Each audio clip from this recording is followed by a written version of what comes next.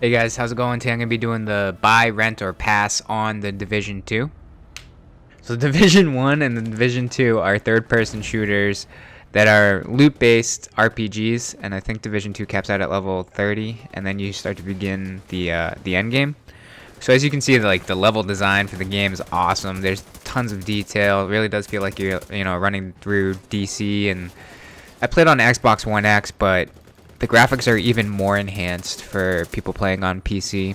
The level design is a lot better than the Division 1. They definitely improved it. It doesn't feel like you're running through the same environment as in Division 1. They definitely changed it up, and for example, there's one place where you're fighting through like a planetarium and it has you going through like the observatory, and it's definitely a good change of pace, and it feels like you're going through different environments all the time.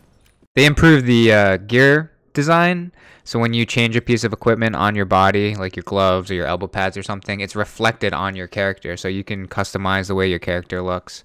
They did have microtransactions, however, but that's more for like if you wanted to look like a police officer, or they're more kind of like skin things, and they really didn't impose too much into the regular game. There was definitely an improvement on the enemies.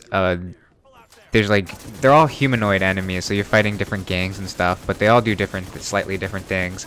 Some people will charge you with full body armor and try to, like knock you out with a baton stick, and other factions have guys that will set up turrets and use gun turrets to try to take you down, and some guys are just super beefy melee characters with a shit ton of armor and things like that.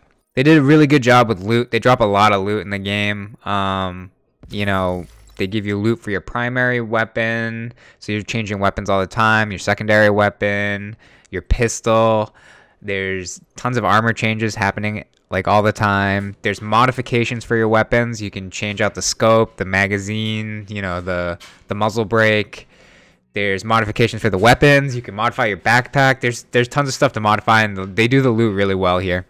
But on the other hand, the story kind of sucks. So you show up at the White House and they're like, shit's fucked up and gangs and this and that. You don't get invested into the story at all. The NPC characters don't really make you elicit any emotion. It's just kind of like, oh, this needs to go get fixed. Please go to this settlement. Do this quest, do that. It's you kind of just go from one place to another without really. It's kind of like an emotionless story.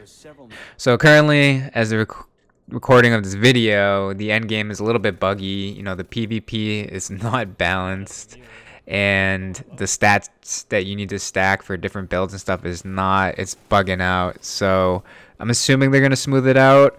Also, this game is missing a lot of the end game modes that Division 1 has that they put in kind of like as the game went along. So I expect them to smooth out all the wrinkles here in the end game, but as of right now, it's not complete, and they seem to be working on it though. So for me, I'm kind of like a big fan of the third-person genre, and I love RPGs. I had fun with the Division 1. If you like the Division 1 and you played the Division 1, you're definitely going to want to buy this game. It's, they left room for improvement, but they definitely made some quality of life changes.